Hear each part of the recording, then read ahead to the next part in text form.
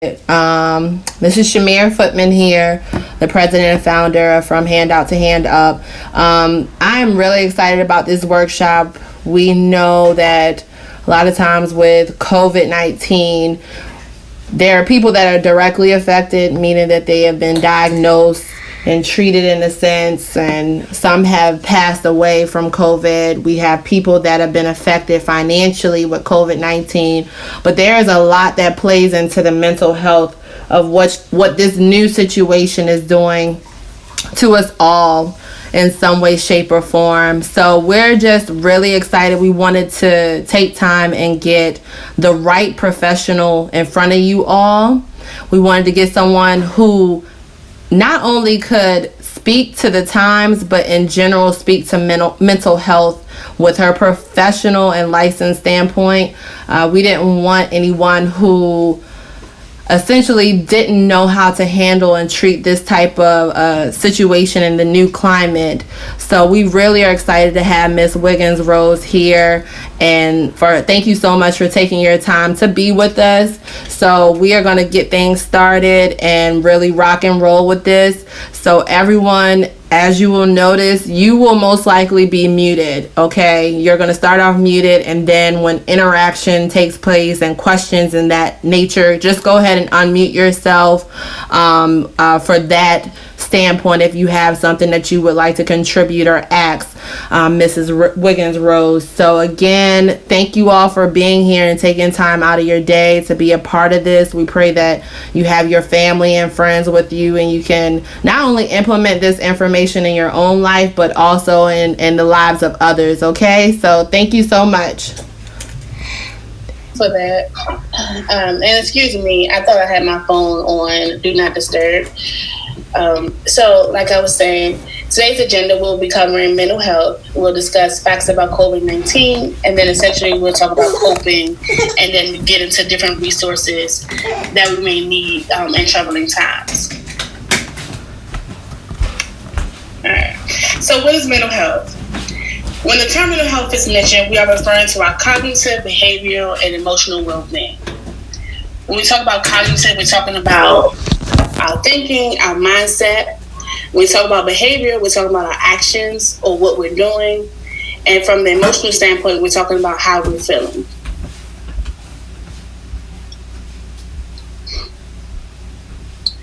We have two types of mental health. We have the positive mental health, and then we have a negative mental health. In terms of positive or negative mental health, what we're essentially seeking out is we're trying to determine whether we are able to function or we are not able to function. If we have a positive mental health, that means we're feeling good, our behavior is appropriate, and we're thinking clearly. So then we're able to function with day-to-day activities, getting up, going to bed, going to work, interacting with others.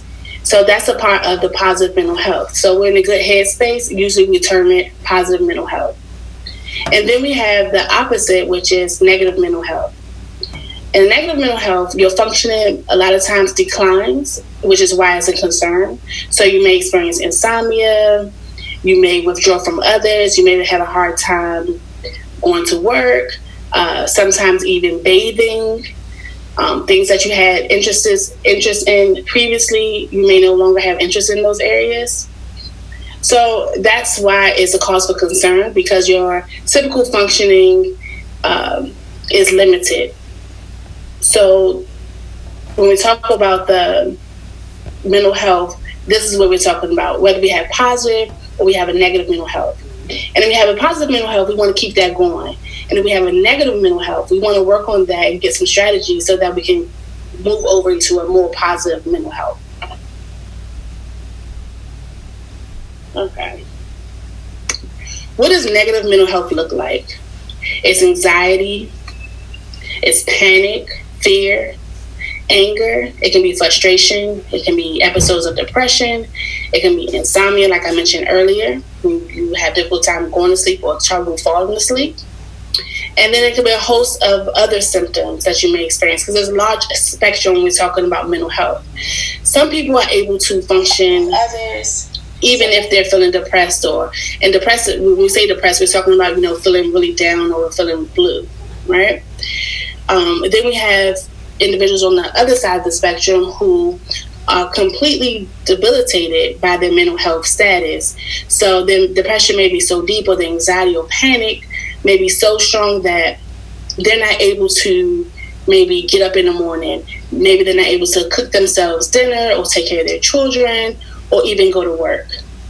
And so this is a great concern. So definitely, if you're experiencing any of these symptoms, anxiety, panic, fear, anger, frustration, depression, insomnia, or just mentally just not feeling right, or if your thinking is off some kind of way, you definitely want to address those things so that we can work towards having a more positive mental health.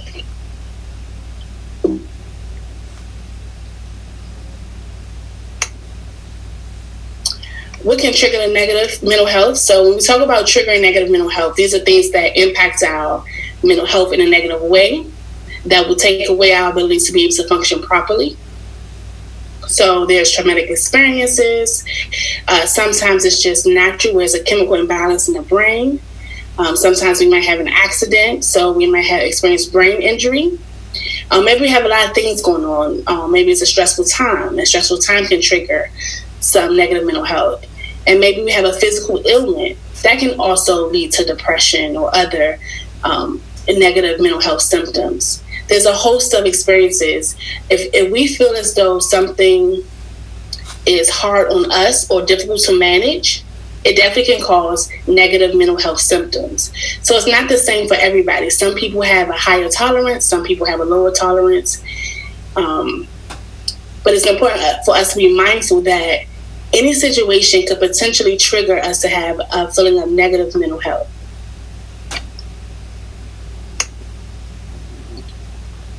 So right now we're dealing with COVID-19, a worldwide pandemic, and we definitely consider it challenging times. One of the biggest things is that, I know me personally, it came as a shock. I had, in the past, we heard of pandemics, but never thinking that it would be something that I would live in. And then one day I'm working, and then the next day I'm told to stay home. I cannot work. At least I cannot leave the house to go to work. And anything I did do had to be in the home.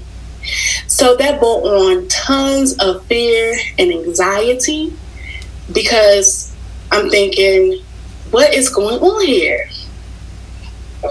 Then I hear, people are dying, people are in the hospital, we don't have a cure, so I know that it was very scary for me, and me as a therapist now, a lot of my clients also experience the same anxiety, so I'm assuming that a lot of the people who are also participating in this webinar have experienced some of the same feelings or experiences. So typically, when we don't know what's going on, it provokes different types of feelings, and especially fear. We don't know when it's going to be safe to go outside. We don't know when they're going to have a cure. We don't know if all this is real.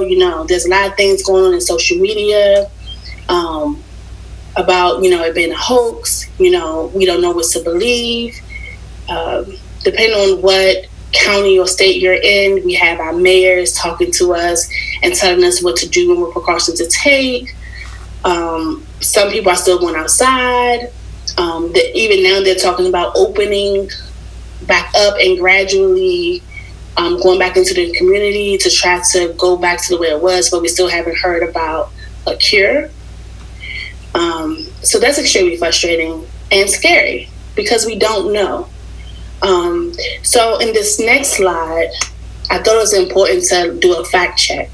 I went to the Center for Disease and Control and Prevention and gathered some of their facts that they had. And I felt as though knowing the facts of COVID-19 can help us to ease some of the anxiety, because at least if we know what we're dealing with, we know how to handle it in a better nature. So in a lot of these things that I will be going over are things we've already heard, and some of them may be a bit new. But I thought it would be very important to go over them and get some clarity on what's going on with COVID-19 and maybe some preventive methods that we can do to take precaution to try to avoid contacting COVID-19.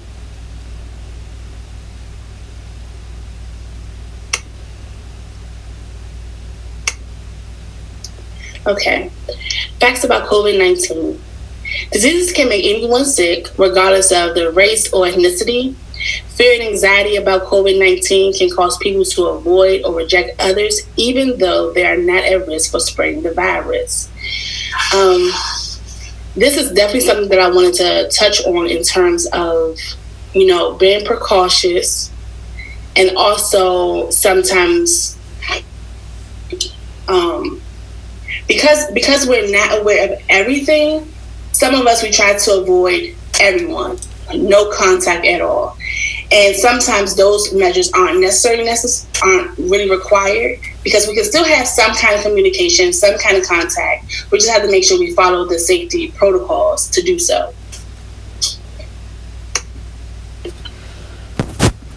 The second fact, for most people, the immediate risk of becoming seriously ill from the virus that causes COVID-19 is thought to be low. Older adults and people of any age who have serious underlying issues may be at a higher risk for more serious complications of COVID-19. In the media, they talk a lot about, the deaths of COVID-19 and how many individuals who have contracted COVID-19. They don't necessarily talk about how many people have successfully beat COVID-19.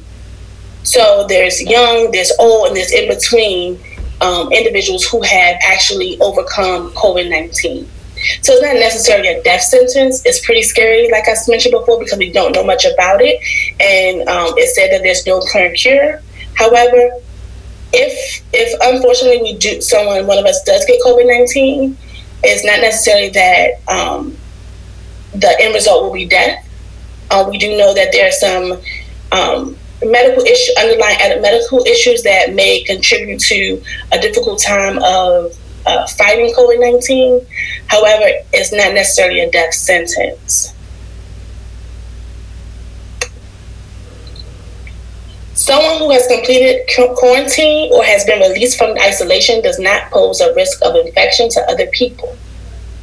So if you were instructed to quarantine, which usually that happens when you've been exposed to another individual who was diagnosed with COVID-19, or if you actually yourself were diagnosed with COVID-19 and told to isolate, after your isolation or quarantine is complete, it said that you're no longer at risk of spreading the COVID-19 virus. So therefore, you're allowed to go into the community as stated for essential purposes. There are simple things you can do to help keep yourself and others healthy. Wash your hands, of course, often with soap and water for at least 20 seconds, especially after blowing your nose, coughing, or sneezing. Going to the bathroom and before eating or preparing food. We definitely want to practice cleanliness, because sometimes we touch things and we don't even realize we're touching them. So it's important to practice, washing your hands. Avoid touching your eyes, nose, mouth with unwashed hands. And the reason why this is so important is because the eyes, nose, and mouth are entryways to our internal. And so we have a certain germ on our hands and we touch our eyes or our nose or our mouth, then we're actually allowing that germ, which could potentially be the COVID-19 virus, to enter our bodies. So that's the reason why they say avoid touching those places. Stay at home when you're sick. So that's a part of also quarantine. You want to make sure that you're okay, that when you're sick, you don't want to go into the community and potentially expose other people to the COVID-19 virus. You want to cover your cough or sneeze with a tissue, then throw the tissue in the trash. Be careful to throw it in the trash. I've heard a lot of things about people just disposing of tissues anywhere, but it's important to make sure you dispose of the tissues in an appropriate area.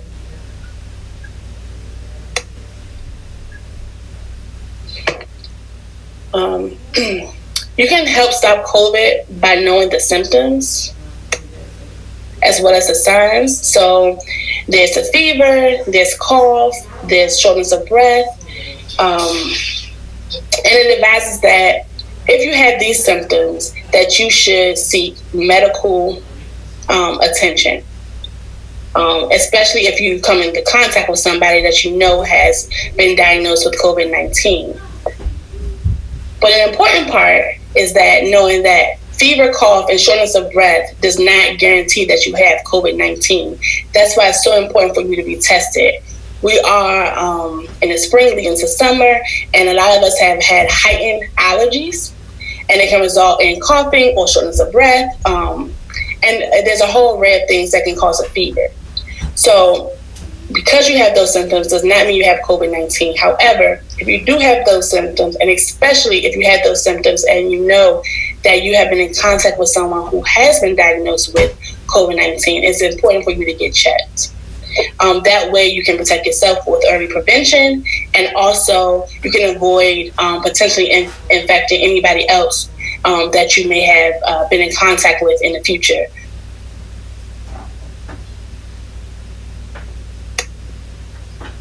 So overcoming negative mental health. So this is the big piece of it. So we have negative health, and then we wonder, so what do we do about it now? I'm depressed, I'm anxious, I can't sleep, maybe I'm having some headaches because of this, I can't get out of bed, I can't go to work. What do I do? Mental mastery is very important because the mind, as stated on this PowerPoint slide, is a powerful asset, is a powerful tool. If we think it and we believe it, they say we can achieve it, correct? So I want to get us into the mindset that essentially with the right tools, we can overcome symptoms of anxiety, depression, sadness, fear, anger, frustration, and a host of other emotions that we may experience. And not necessarily just to COVID-19. This could be for any reason that you may be experiencing negative mental health symptoms. So we're going to talk about the mental health toolbox, and this is what we need to be able to master the mind, right? So in the toolbox, in any traditional toolbox, you have tools. And for the mental health toolbox, the tools are referred to as coping skills, right? So we all have this mental health toolbox. Some of our toolboxes are empty. Some of our toolboxes are half full. Maybe we're just building up on it. And then some of our toolboxes are quite full.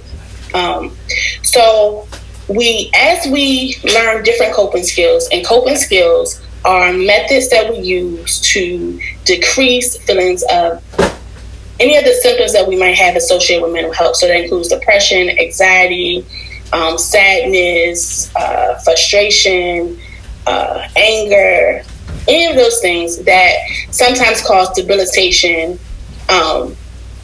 We have these coping skills that can help us to ease or eliminate those symptoms.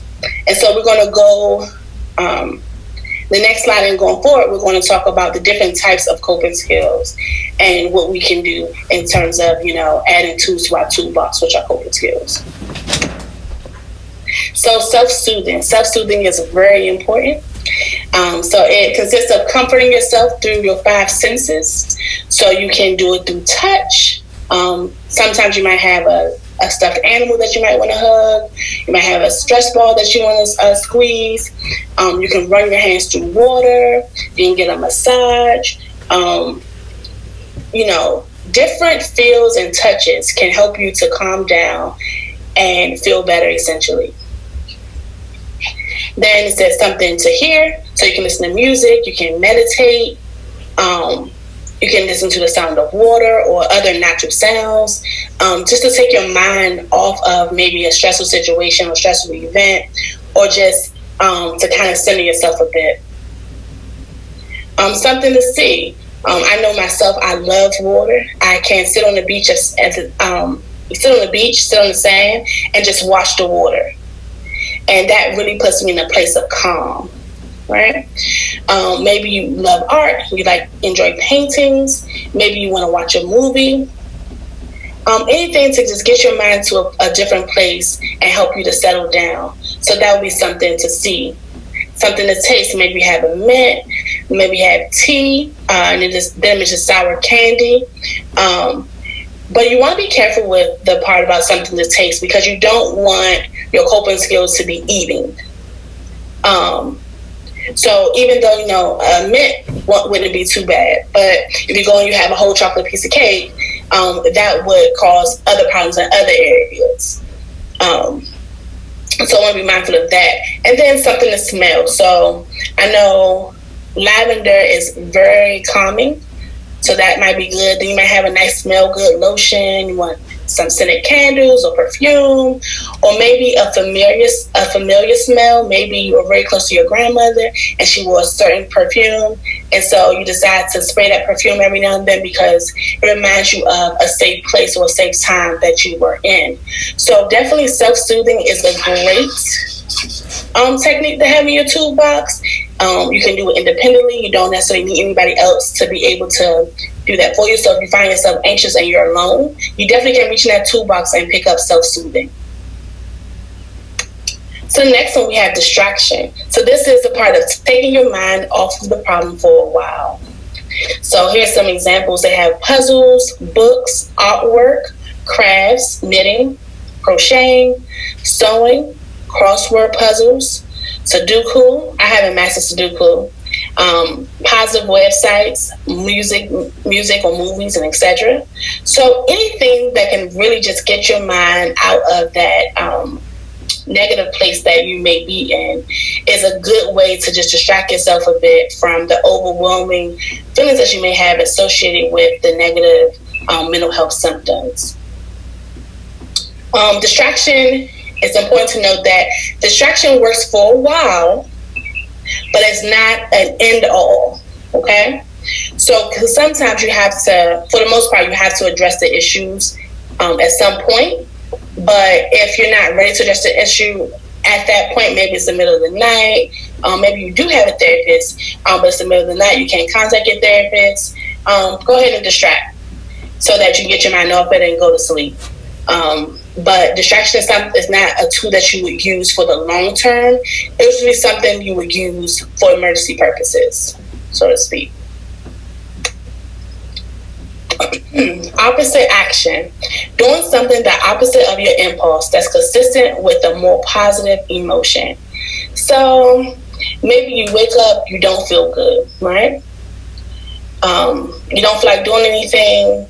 So you decide, well, I'm going to wake up and today I'm going to do my hair, I'm going to do my makeup, and I'm going to dress real nice. Even though you didn't really feel like that when you first woke up, actually taking that initiative and, peppering yourself a bit, bathing and getting yourself together, it essentially puts you in a better headspace.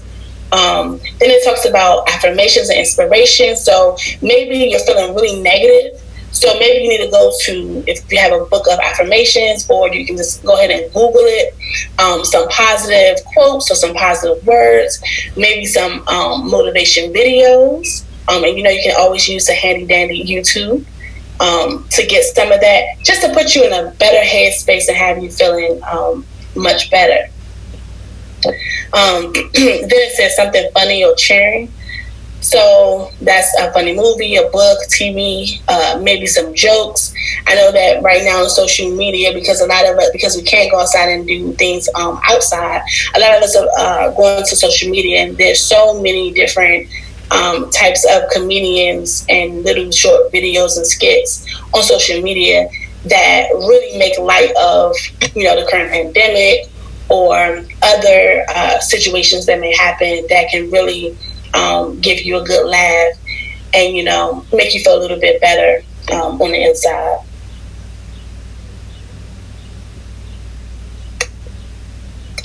Then we have emotional awareness.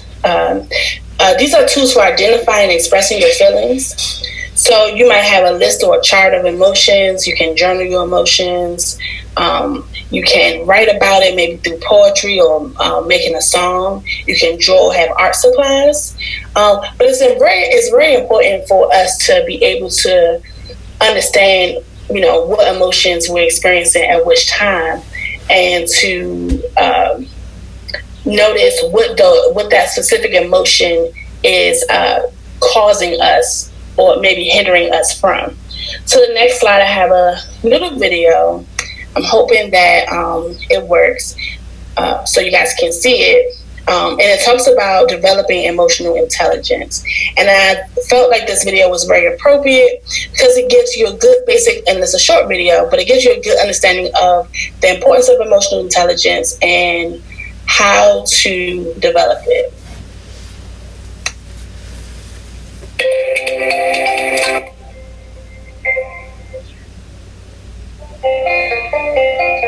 Emotional intelligence refers to the ability to recognize, interpret, and process emotions in yourself and others. While genetics, upbringing, and environment all play a role, there are steps you can take to develop your emotional intelligence over time. Get to know yourself. Emotionally intelligent people are self-aware. They have a realistic appreciation of their strengths and weaknesses and how they come across to others. Peer feedback is one way of improving your self-awareness and may uncover a few of your emotional blind spots. Learn your triggers. Linked to the notion of self-awareness is knowing how you are likely to respond in particular situations. About how you felt the last time you were under pressure. Did these feelings help or hinder you? Recognizing emotions and the source of these emotions can shift your emotional state. Empathize. Seeing things from someone else's perspective will help you understand their values and beliefs. This is important when it comes to motivating and engaging others. Make a conscious effort to get to know your colleagues. Ask open questions and actively listen to what they have to say, rather than simply waiting for your turn to speak.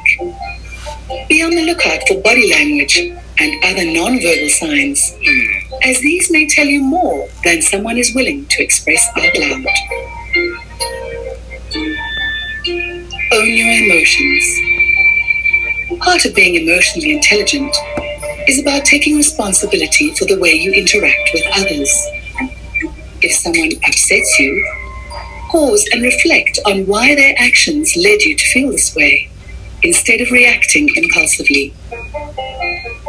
Recognize that a conversation is a two-way interaction, and it takes two people to make you angry, sad, or frustrated. Go with your gut. Finally, listen to your body. If your stomach starts doing backflips every time you speak to a senior manager, or your muscles tense up before you go into a meeting, what does this tell you? Counterintuitive as it might seem, emotions can be a valuable source of information when making rational decisions at work. Remember, emotional intelligence isn't about suppressing emotions. It's about learning how to recognize, process, and channel them in a way that benefits you and your team.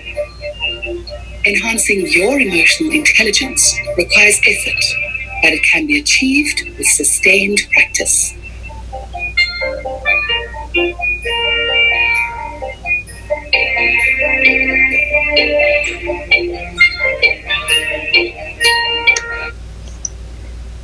So I've been talking a lot. So I'm not sure if anyone has any questions in reference to anything that I've went over so far. So I wanted to give opportunity if someone did have any questions about anything, to give me the opportunity to do so now.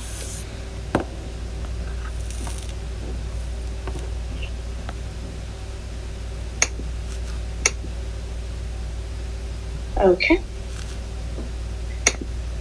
So we're just going to continue on, and there'll be another opportunity to ask me questions if you do have any questions. So before we go from this slide, there's a slide that I did not add that I should have added to to the coping skills. So another big tool that has been helpful is faith. I try not to go too much into faith when I'm talking to a large group, because I don't know everyone's individual faith or beliefs. However, if you do have an identified spiritual belief or faith, it has been shown that also having that faith and being able to incorporate it and lean on it has been very successful at helping individuals cope with difficult and trying times. So that is definitely another tool that can be used and added to the toolbox. And that's a tool that is a long-term tool that you can use, not more so a short-term tool like the distraction tool was a short-term tool. So I wanted to make sure that I added that, since I did not add the slide for that. So we have mindfulness. So this is a tool for centering and grounding yourself in the present moment. Sometimes we get caught up in one specific detail of something and it annoys us tremendously, or it frustrates us really badly, and we just can't contain ourselves. So things that we can do, we can meditate or relax using recordings. We can do grounding objects. So we can pretend like we're a rock, or we can pretend like we're a feather to make us feel lighter. We use a yoga mat or different breathing exercises. And mindfulness is a really, really, really great tool when you're feeling anxious or when you're feeling depressed. Just to get you to not focus on that small thing. And even though that let me not say small thing, let me say that one thing that's bothering you, because more than likely it is a big thing for you. But it can take you away from that for a moment and allow you to focus on what's going on now, as opposed to the one situation that's really distracting you from being able to function like you would typically do so. So I have another video in the next slide, which is another short video, making sure we have time. It's a 3-minute video, and if you would like, you can follow along with the video, because this is a mindful breathing video. Of course, I got this from YouTube, and you yourself can get videos from YouTube. YouTube has short mindfulness videos. It has long mindfulness videos. I like the short ones because if you're like really busy, but you're feeling kind of down, or you're feeling like really anxious or worried, but you need to go and do something really quickly, a quick 3-minute mindfulness meditation definitely can help you to release some of the anxiety and reduce some of the stress that you may feel. If you have more time, then you can use, like, they have longer videos, maybe 15 or 30-minute meditation videos. I've been told that, because I recommend this to some of my clients as well, that some of these videos actually help them to be able to have, to fall asleep, have better sleep quality, and wake up more refreshed, and not have, like, the interrupted sleep at night.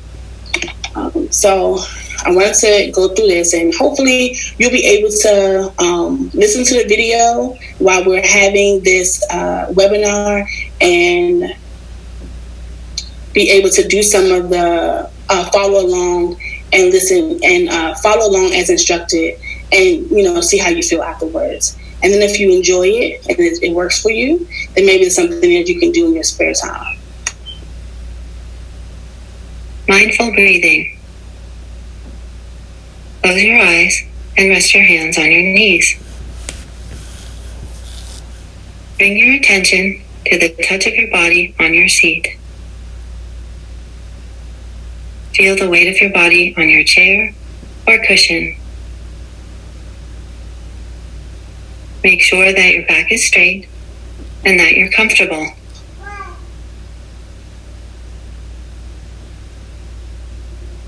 Take a few deep breaths. While you're breathing deeply, relax your shoulders, your stomach muscles, the muscles in your face, your hands, and your legs.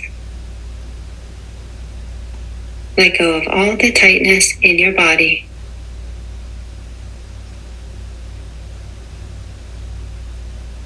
Now bring your attention back to your breath.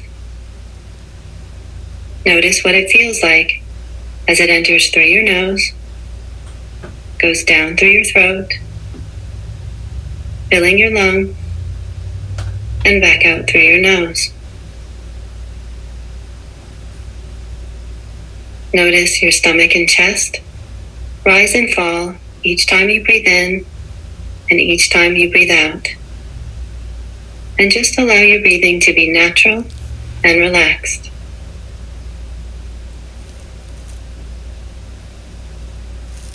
Now bring your attention to the feeling of your breath in your nose. Feel your breath as it comes in and goes out. Just focus on this sensation, paying attention to each time you breathe in and each time you breathe out. As you inhale, maybe your breath feels cool.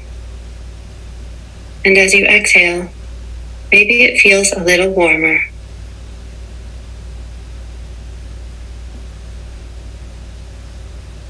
When your mind wanders, or if you become distracted, just notice what's going on in your head, and then gently bring your attention back to your breath, going in and out. Focus on the feeling of your breath and allow thoughts and feelings to come and go in the background.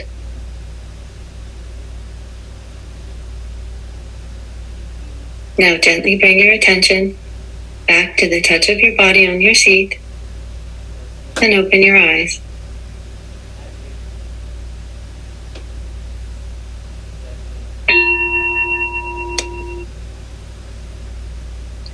So mindfulness breathing or mindfulness meditation definitely tends, personally, I know it tends to calm me down when I'm feeling anxious or stressed out or feeling like I'm all over the place.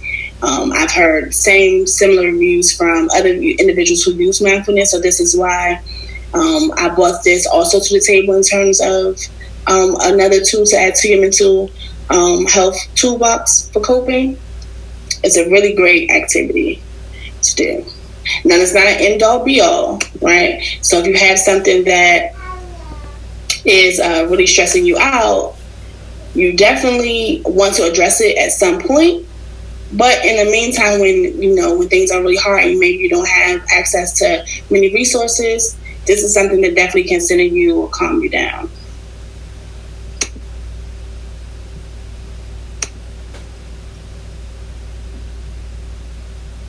Okay. And so you have one person who says that she used eucalyptus oil for meditation and deep breathing exercises. So that might be something that is helpful for all of us, pretty much. And remember, these different coping skills, some of them work for us, some of them don't. If it doesn't work for you, don't add it to your box. So last but not least, we have a crisis plan. So this has contact information of supports and resources for when coping skills aren't enough.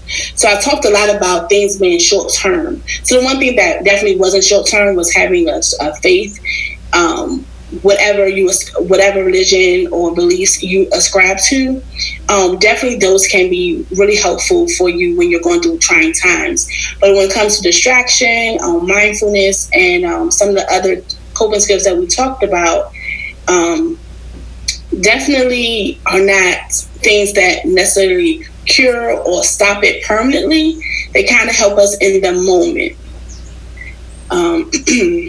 So the crisis plan, we have family, friends, therapists, a psychiatrist, hotline, crisis team, ER, or 911.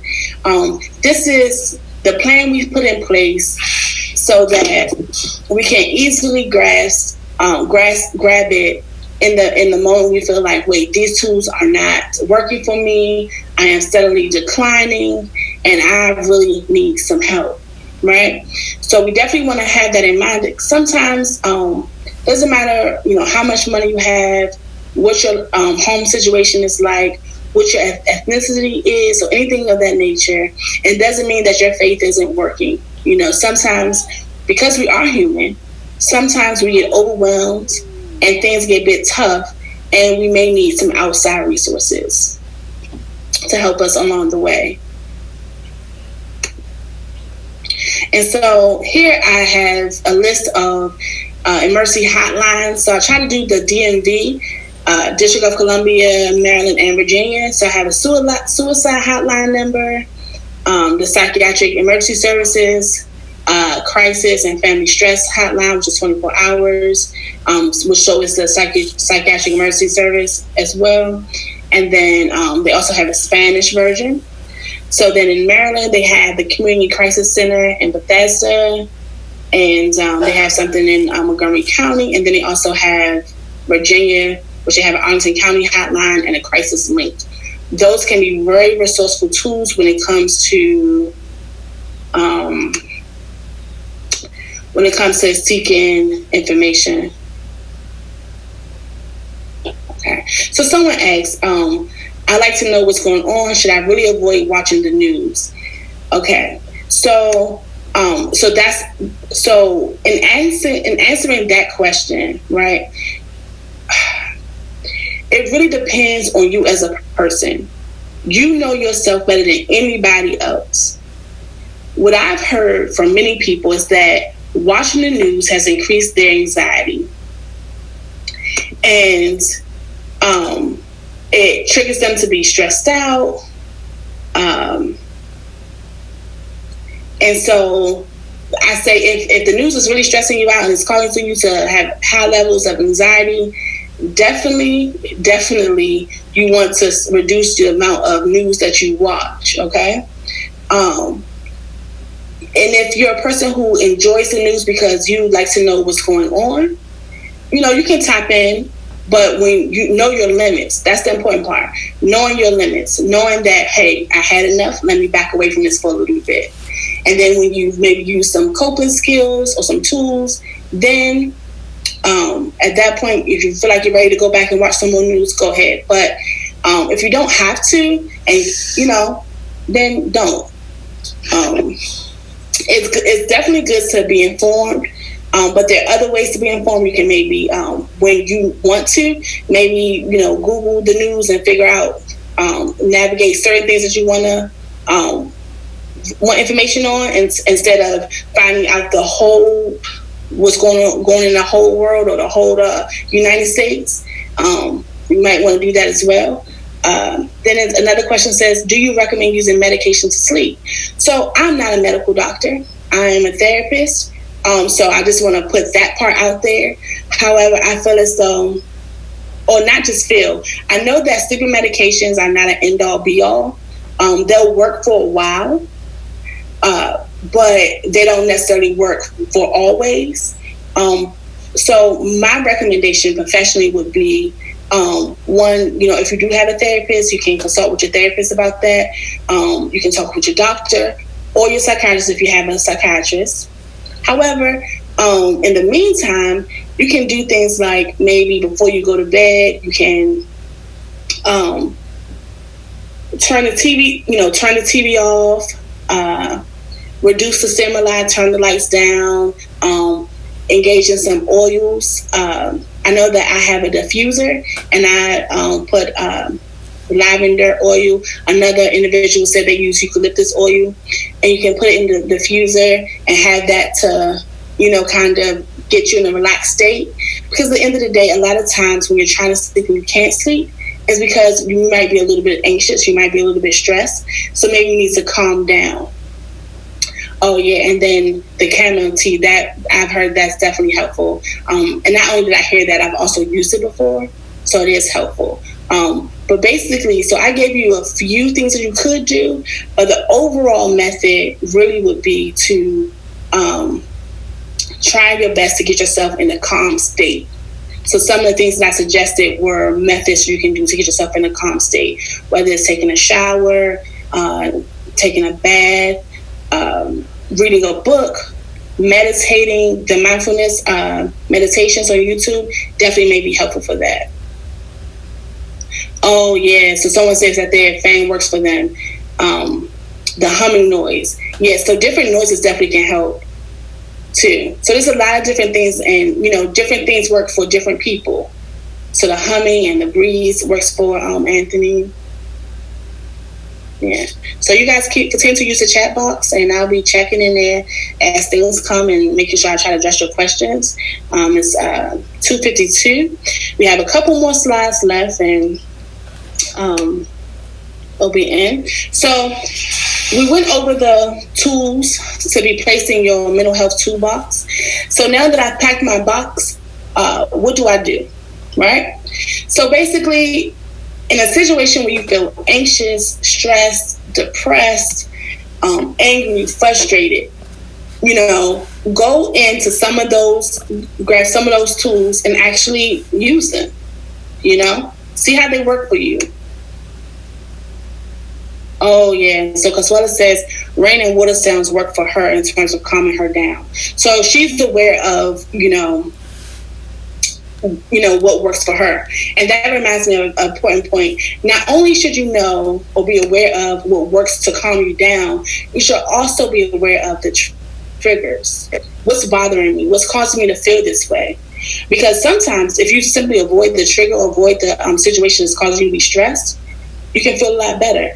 I know someone earlier mentioned that the news seems to be triggering some anxiety or insomnia for them. And so watch the news less. So that way maybe you have a reduced level of anxiety or insomnia. Susie says also using the sauna can help relax you to go eventually get to sleep. Oh yeah, I can see how that can help. And so, so a lot of our peers, individuals that are participating in the group, this presentation have a lot of different suggestions that seem to be very helpful. And so Ebony says that for those individuals who do not have anything in their toolbox and struggle with assessing tools, what is your suggestion for getting one thing in that toolbox and how to work on consistency with being able to go out and get that tool? Well, I just understand to go reach and use the tools in the toolbox. Okay, so that's in our next slide. So I'm going to the next slide and talk about that. So basically, additional supports. Finding a therapist. A therapist is definitely going to be able to, and I'm not biased here, but therapists do a great job at preparing you and helping you to equip yourself with gathering tools that will help you to reduce some of that anxiety. So if you're feeling stressed and frustrated, right, our therapist or your therapist will, and you let her know, or let her or him know how you're feeling, what's going on, and why you're concerned about it, right? Once you've done that, you let them know, like, I don't have coping skills. So either they'll tell you right off the bat, like, let's work on some coping skills, or you might have to let them know, like, I want to work on some coping skills. So what they'll do is they'll explore with you different coping methods. Some will work, some will not work. If the first one doesn't work, don't give up. There are a whole bunch of different methods that can help. And not one method works for everybody. So that's important.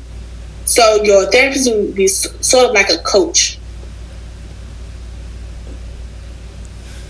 Yes, the resources, the list of resources that I noted were just like 1-800 crisis lines. So those are available for anybody, whether you're insured or non-insured.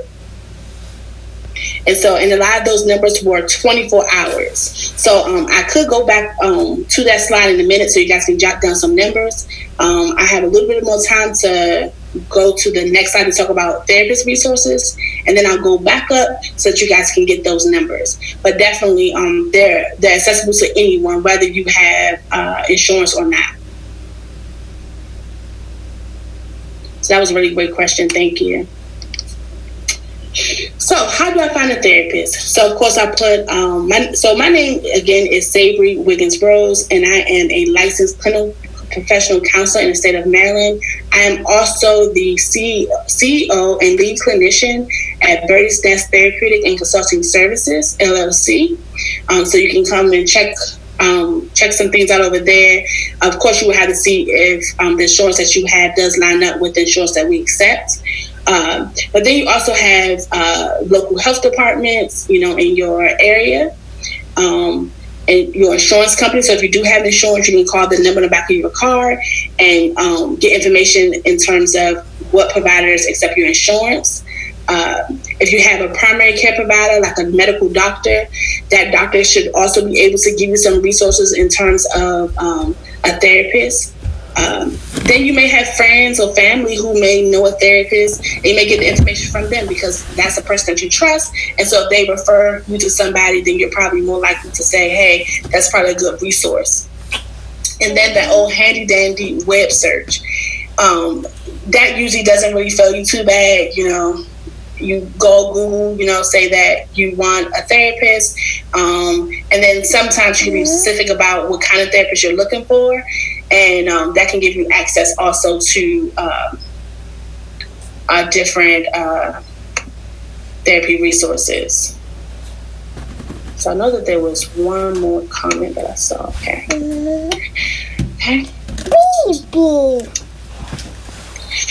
So Ebony says, I hear mobile crisis is so swamped that they are not coming out.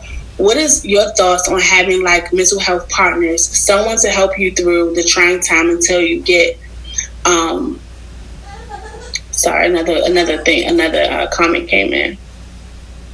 Someone to help you through the trying time until you get to a referral. I know sometimes people try to rely on their friends, family in crisis mode, but still walk away feeling in need of support. So mobile crisis is probably overwhelmed, like so many other of our resources are overwhelmed. However, some of those crisis lines are not necessarily mobile to come to you. Some of those are just like people standing by the phone and ready to talk to you. A person who's supposed to be non-judgmental, unbiased, someone you can really just let off steam with. What I definitely would suggest is really reaching out to and be understanding that everyone is busy because there's a lot going on. But I definitely suggest, trying to get a therapist if needed, right? To, even if it's short-term therapy, it doesn't have to be long-term. And then in terms of a mental health partner, if you could elaborate on that a little bit more. I don't know if you mean like a person that is not necessarily a professional, but somebody that you can talk to. If that's the case, it's always great to be able to talk to somebody. A lot of times we make poor decisions because we didn't talk to someone. So if you do have someone that's close that you can speak to, definitely do that. I feel like it's a good idea. But always be aware that you probably should seek professional help if it's causing damage to your functioning on a day-to-day level. And I also wanted to add to that, don't quit on your efforts to find a therapist. Maybe you might call something that says, they never get back to you. Call another one with you guys. So don't give up on trying to find a therapist. Or some other mental health professional that may be helpful for you. Crystal asks, do you do family counseling or marriage counseling, premarital counseling? Yes, I do. I do family counseling, marital counseling, premarital counseling. I can do those things. And then also my big focus is trauma, specifically child sexual abuse. So, or just different types of trauma. So it doesn't have to be sexual abuse, but that's pretty much my big area that I focus on. I do day-to-day stressors, other traumas, other types of abuse, domestic violence, rapes, and things of that nature, thefts. And so coping with grief and loss, I do a lot of that. Okay, yes. So definitely having a person that you trust that is, not necessarily a mental health professional, definitely can be helpful to carry you through those trying times. So you have someone you trust. You also have your faith. So I don't know if you pray or if you don't pray, but those things can be very beneficial when you're going through a trying time and you don't have access immediately to your therapist or access to the mobile crisis and things of that nature. Those definitely can be very helpful tools. So Ebony, thank you for that question. That was really good. Thank you. Actually, all the comments and questions have been very good and very helpful and helped me to stay on point in terms of, what I need to be focusing on, what information I need to give. I want to go back to give you guys like a minute to select what jurisdiction you're in, whether it be DC, Maryland, or Virginia, and kind of get those the hotline or the crisis numbers. And then also those numbers should also, once you get to, they also should be able to connect you to other resources as well. It has been, one more question I see.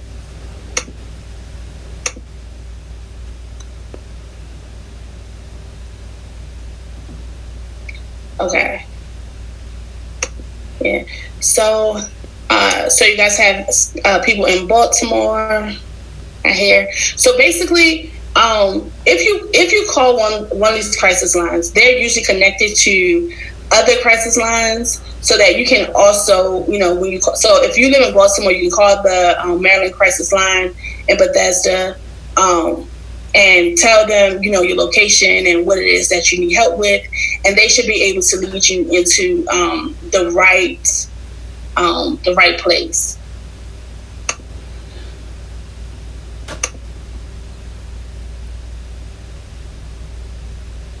Looks like we need another night of salsa. Yeah. So dancing is always great. So that's a coping skill I didn't really address. So there's a whole bunch of different things. You can dance. A lot of people are stressed and a bit overwhelmed or depressed because they're really social people, and not being able to really socialize has been negatively impacting individuals. So some people have been doing Zoom parties, so online parties. I participated in a few, and that was pretty fun. There's a app called House Party, which is really, really fun. So there's a lot of things around that's designed to really help us out through these times. I appreciate you guys giving me the opportunity to speak today on the matter. I hope that this information was helpful for you guys. And what I didn't mention, I didn't have a slide for, was my information and my contact information. So again, my name is Sabrie Wiggins-Rose. I am a therapist, and the name of my organization is Birdie's Nest Therapeutic and Consulting Services.